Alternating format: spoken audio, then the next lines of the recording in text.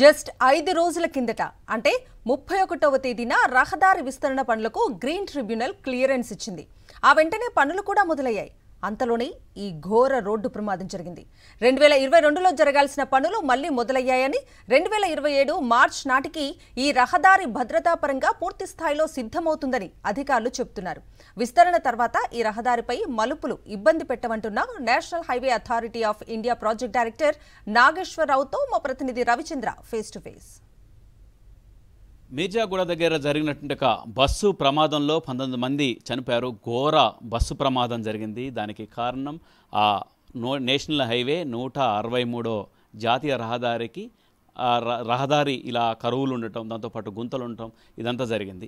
ఈ అంశంపై మాట్లాడేందుకు national highway authorities of India project director Nageswar sir ఉన్నారు.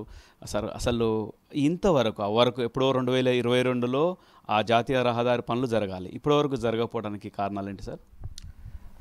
మే 2022లో ఈ వర్క్ అవార్డ్ చేసాము, కాంట్రాక్ట్ అగ్రిమెంట్ సైన్ చేసాము. సెప్టెంబర్ నుంచి వర్క్ మొదలవ్వాల్సి ఉండగా ఆ టైంలో ఎన్జిటీలో కొంతమంది సేవ్ బనియన్ ట్రీస్ ఆర్గనైజేషన్ వాళ్ళు ఎన్జిటీలో కేసు ఫైల్ చేశారు. ఈ బనియన్ ట్రీస్ ఓల్డ్ ట్రీస్, వీటిని రిమూవ్ చేయకుండా వర్క్ స్టార్ట్ చేయండి అని చెప్పేసి వాళ్ళు ఎన్జిటీలో ఫైల్ చేసినప్పుడు మా నోటీస్కి వచ్చి మేము కూడా రిప్లై ఫైల్ చేసాము. దాని తర్వాత అది స్టే ఆర్డర్ ఇచ్చారు, చెట్లు కొట్టొద్దు అని చెప్పేసి. తర్వాత గ్రీన్ ట్రిబ్యునల్ డైరెక్షన్ ఎంఓఈఎఫ్కి ఇచ్చింది. వాళ్ళు ఎంఓఈఎఫ్ ఒక సబ్ కమిటీ ఫామ్ చేసి వారు వచ్చి సైటు ఈ రోడ్డు విజిట్ చేసి వాళ్ళు కొన్ని సూచనలు చేశారు.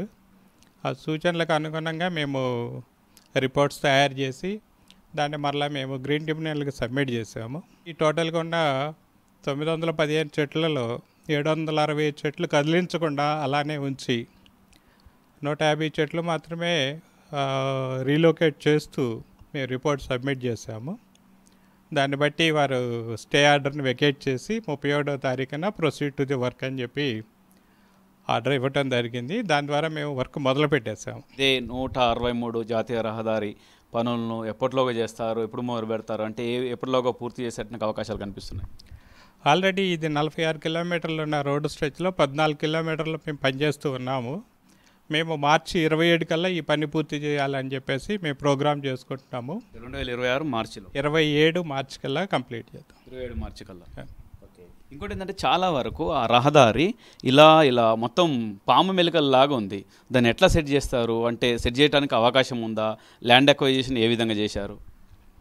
ల్యాండ్ సఫిషియెంట్గా మేము అక్వైర్ చేస్తున్నాం ఆల్రెడీ, కాబట్టి ల్యాండ్ అక్విజిషన్తో ప్రాబ్లం లేదు.